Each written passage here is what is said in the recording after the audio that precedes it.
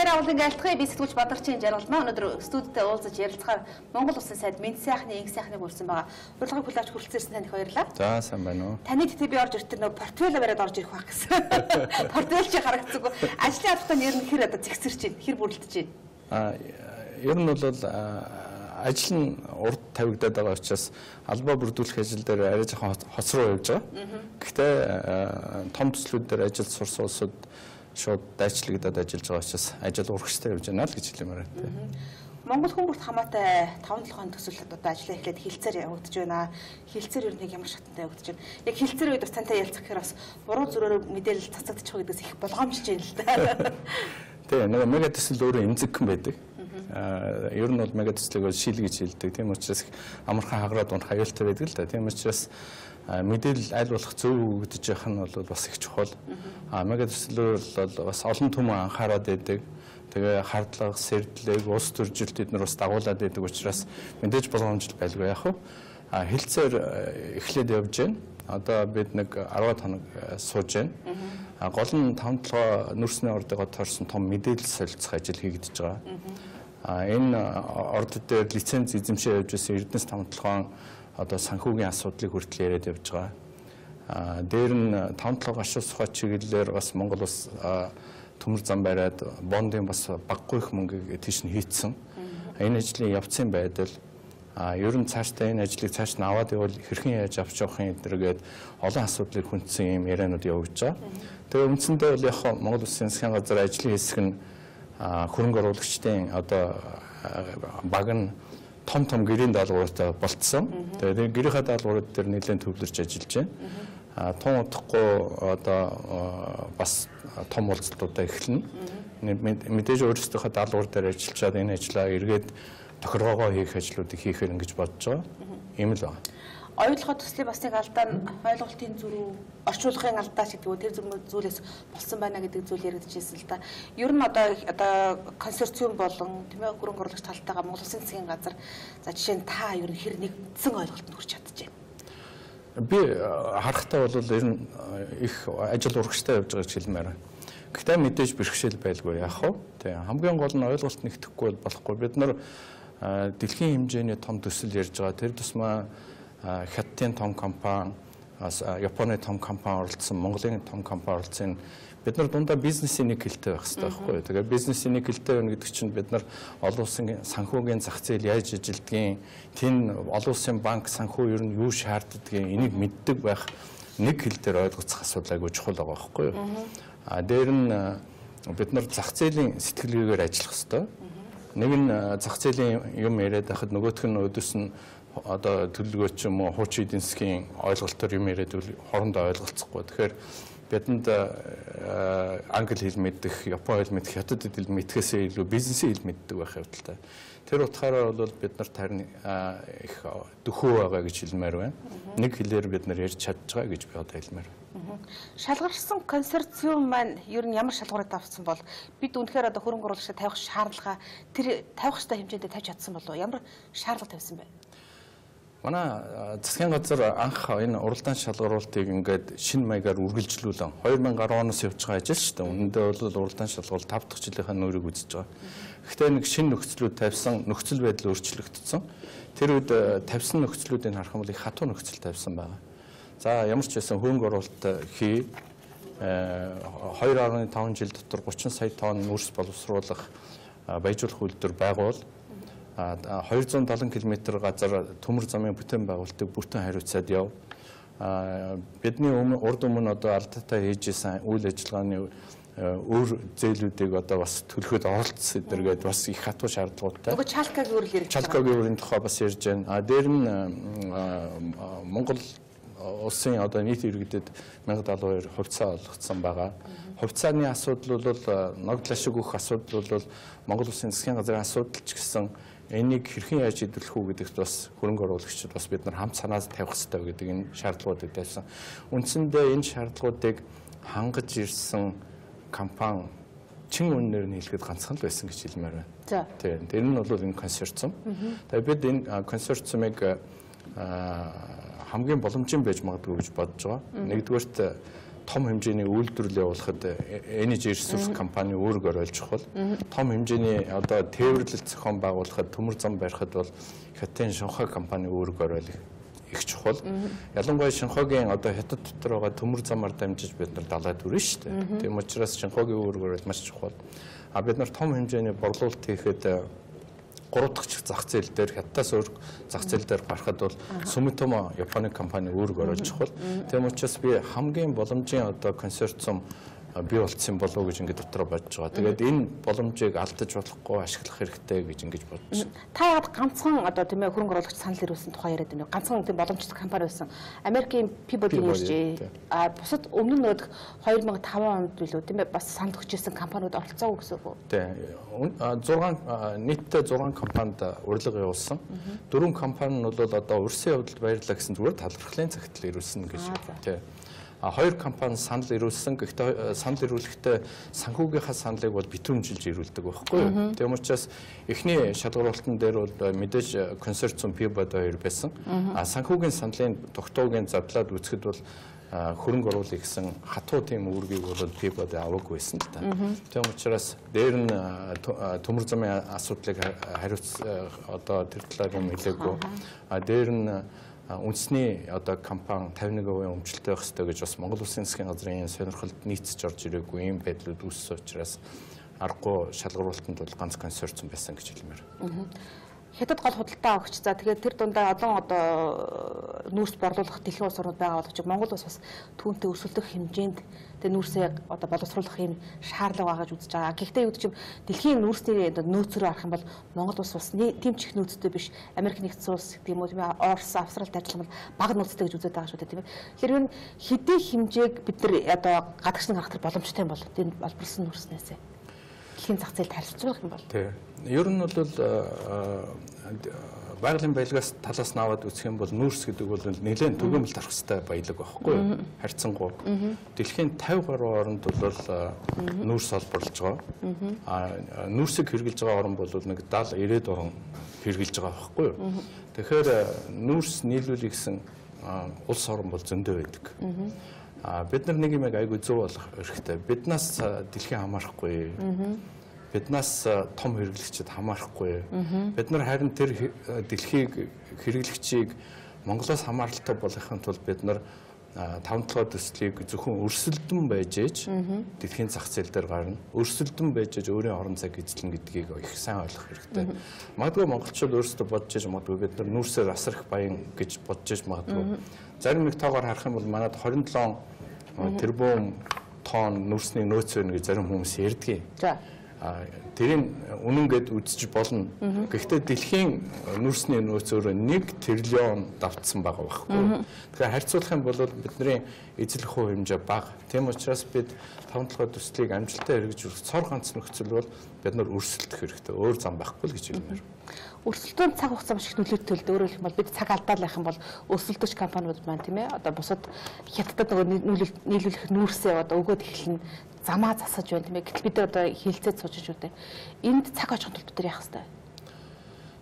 Гарцаагүй ер нь цаг хожихгүй болохгүй. Ялангуяа бид нар дэлхийн хамгийн том одоо коксч нүүрс үйлдвэрлэдэг борлуулдаг орн бол Австрали байгаа. Гэхдээ Австралитай өрсөлдөхийн аргагүй тэнд бол хүчин чадлаа бэлтгэсэн үйлдвэрийнхээ бэлэн байдлыг зэрэглээг өндөр дэвшинд аваачсан тээвэрлэх болцоотой юм байгаа.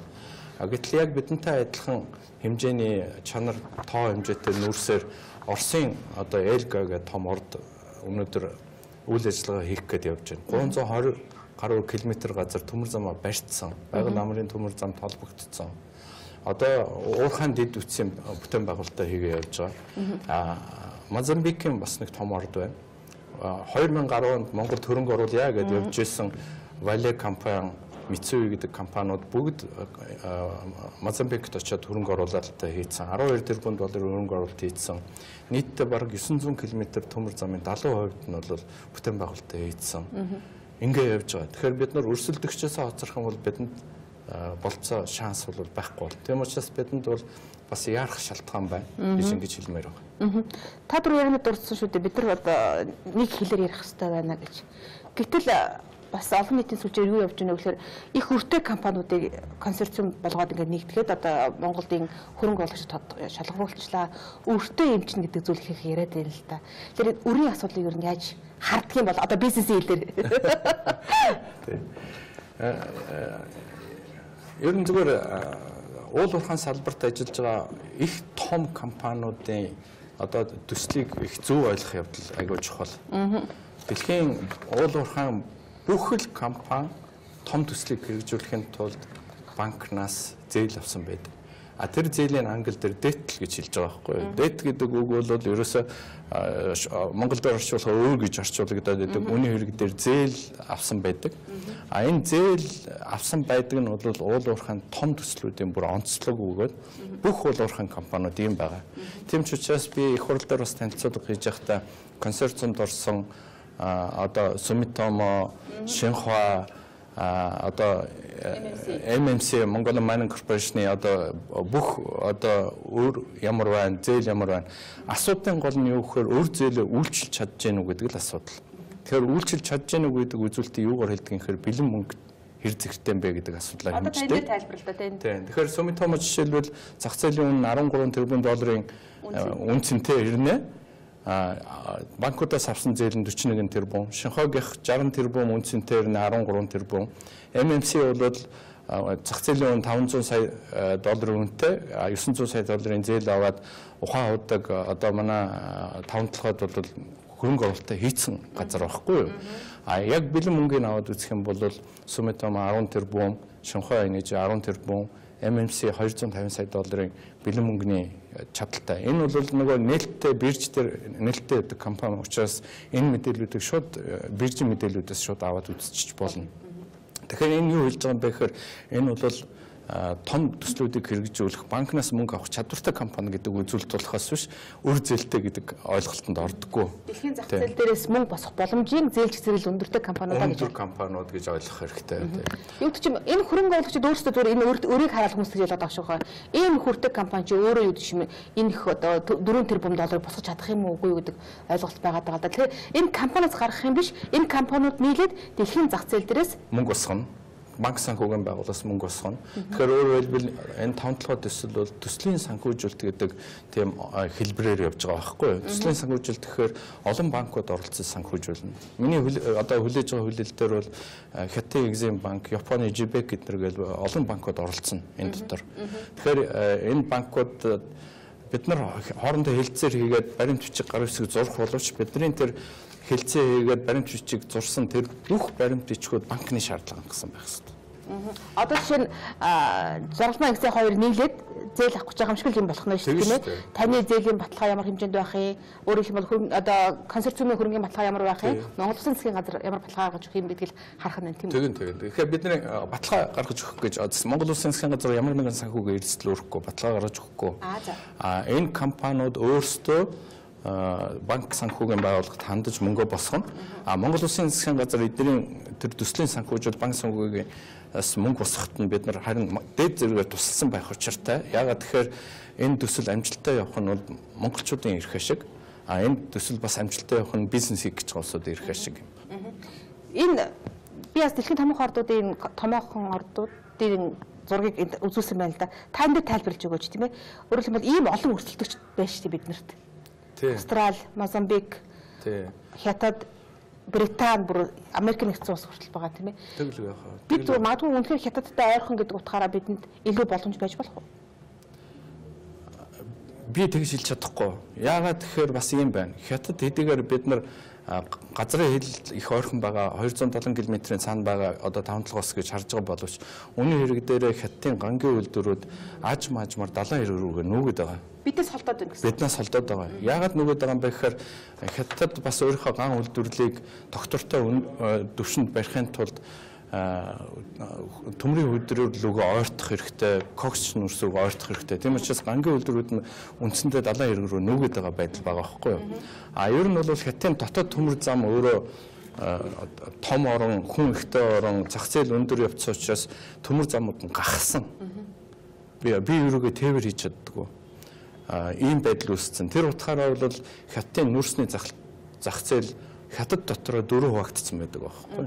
Тийм учраас манай 5-7 өнөөдрийг хүртэл ямар зах зээлийн үйлчлдэг юм бэ гэхээр зөвхөн хятадын хойд тал хамгийн үн муутай зах зээлийг үйлчлдэг байхгүй. Тийм учраас ийм байдлаар удаан явхад бид дисгүй чадахгүй. Тийм учраас том харах хэрэгтэй, том үйлдвэрлэл явах хэрэгтэй, том тээвэрлэлт хийх хэрэгтэй. Бид нар далайн эрэг хүрэх хэрэгтэй, далайд хүрэх хэрэгтэй. Хэрвээ далайн эрэгт хүрэх юм бол хятадын далайн эрэг дээр төвлөрсөн байгаа гангийн үйлдвэрүүд бол яг дэлхийн зах зээлийн үнээр коксыг аваад хэрэгжилж байгаа. Тэгэхээр бид нар үнэтэй зах зээл рүү гарах нь өөрөө их чухал бөгөөд яг энэ өрсөлдөгчдийг давхад одоо бидний харин энэ консорциумтай яриа хэлжсээ бол яг энэ өрсөлдөөнийг давж гарах явдал айгүй чухал байгаа байхгүй юу? Шинхua ч өөрөө бас яг төмөр замаараа тэр нүүрсээ тээвэрлэхгүй юм биш үү? Өөрөө төмөр замтай юм уу? Өөрийн төмөр замтай. Хятад бол төмөр замаа хөгжүүлэхдээ нүүрсний төмөр зам гэж тусгай төмөр замын сүлжээ хийж байгаа байхгүй юу? А тэр нүүрсний төмөр зам дээр гол өмчлөгч нь бол Шинхua. Тийм учраас манай энэ консорциум Шинхua орцсон байгаа нь өөрөө бидний хятадын тэр нүүрсний төмөр замаар дамжаад далайд хүрэх болцоо өгч байгаагаар давуу тал болж байгаа. Тэр нь ч гэсэн бас ингэ шалгах нэг үзүүлэлт болж таарсан байна тийм үү? Тий, яг нэг үгүй хэлэхэд бол төмөр замын тээвэр далайд хүрэх гарцыг гаргахгүйгээр ямар ч одоо хөрөнгө оруулагч манай 5-7 дээр ороход хэцүү байсан баг. Тэр утгаараа хаан Шинхua тэнд тэр хөрөнгө оруулагчид илүү давуу одоо санал өгсөн баг гэж ингэж бодож байна. Бид бас Чингис Бондоос энэ төмөр замын асуудал бас мөнгө оруулсан байгаа шүү дээ тийм ээ. Энэ ажил юу хэр үр дүнтэй юм гэж та бүхэнд өгүүлсэн бэ? Одоо түүнийг үргэлжлүүлээд та бүхэн төмөр замаа тавина тийм ээ. Суур бүтц хийгдсэн дээрээс нь төмөр замаа тавих ажил одоо энэ консорциумын нуруунд дээр ирж байгаа бах тийм ээ. Тэгнь. Консорциумд одоо энэ 5-7 гашин сухай чиглэл ер нь өөр чиглэлтж байж магадгүй. Ер нь бол Чингис Бондоос төмөр зам гэдэг нэрийн дор 280 сая доллар зарцсан байгаа юм байна. Яг барилга байгуулалт нь зөв хийгдсэн үү яасан мэдээж хөрөнгө оруулагчид санаа зовж тэрийг шалгаж одоо магталж тэгж жаад хүлээлцэх ажлууд хийгдэх бах. Ямар ч байсан энэ ажил үргэлжлэлийг явагдаад 5-7 гашин сухай чиглэлийн төмөр замыг барь дуусгах ажлыг хятадын төмөр замтай холбох ажлыг энэ консорциум хариуцах ёстой болно. Дээр нь Монголын одоо энэ төмөр замд зарсан бас ихээхэн хэмжээний мөнгийг 280 сая хүртэлийг зарцсан байгаа. Энэ ихээхэн хэмжээний мөнгийг одоо Монголын талд иргэн буцааж төлөх ийм шаардлагыг бол бид нар тавьж байгаа. Тэр утгаараа бол бидний энэ төсөл зөвхөн энэ 5-7 төсөл биш бас Монголын эдийн засгийн өнөөдрийн нөхцөл байдал хүндрэл бэрхшээлээс гарахад тусалах ёстой төсөл л дээ. Гэхдээ би дандаа та бүгдээ өөдрөг утгаар нь яриад шүү дээ. Яг хэлцээ чинь бас яг тулаад ирэхээр бас сэтгэл банмаар өчнө олон проблем өчнө асуудал гарч байгаа. Би өөр тэрийг одоохондоо хуваалцахгүй байгаа. Угаасаа тэр зовлон дондор туул гэж бид нарт үүрэг өгсөн учраас тэр дурын туулж гад нэгэн бүтээч хийсэн гэсэн юм бодлоор ажиллаж байгаа байхгүй. Сэтгэл санаа унахсан байдал чинь ер нь өөдрөг төсөөлөлтөйг харьцуулах юм бол жинлэх юм бол ер нь хэрвээ ер нь чагнаад байх юм бол хэцүү шүү. Ер нь бол хэцүү. Гэхдээ хэцүү юм дундаа явахгүй бол яаж ажил явах вэ те. Улс төрчдийн тавьсан үр Чалкогийн үр гэж билээд байна л да. Тийм улс төрчдийн тавьсан үр гэж хэлж болох байх гэж бодож байна. Энэ үрийг одоо төлөх хугацаа бас тодорхой хэмжээний зогссон байгаа хүү бодогдож байгаа гэж мэдээлэл байгаа тийм ээ. Тэгэхээр энэ Чалкогийн үрийг дарах гэж байгаа чинь энэ хүү бас энэ консорциум үр хүү? Консорциум гарцаагүй энэ хүү Чалкод тавьсан үрийг төлөхөд оролцох учиртай. Яагаад гэвэл Эрдэнэс 5-7 Чалкод үр тавиад тэгээ өөрөө үйл ажиллагаа явуулах гээд оролдож исэн ийм байдал байгаа. Тэгэхээр бүх үйл ажиллагаа хөрөнгө оруулагчдын нуруунд дээр ирж байгаа учраас энэ үр төлөх схем дотор бол гарцаагүй оролцох хэрэгтэй. Бид ийм шаардлага тавьсан, засгийн газар ийм шаардлага тавьсан. Энэ дээр бүгдээр хамтарсан схем бодож олох хэрэгтэй.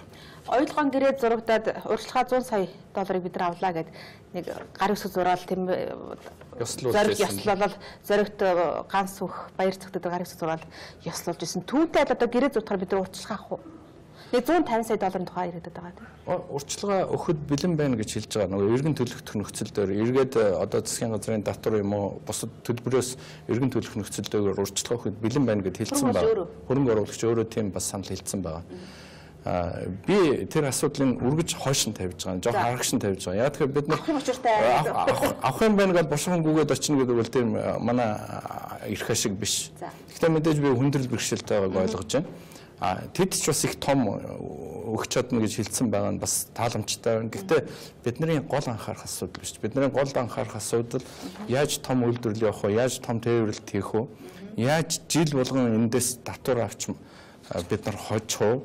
Яаж бид нар төрийн өмчийг ашигласны туристийн төлбөрийг авах уу?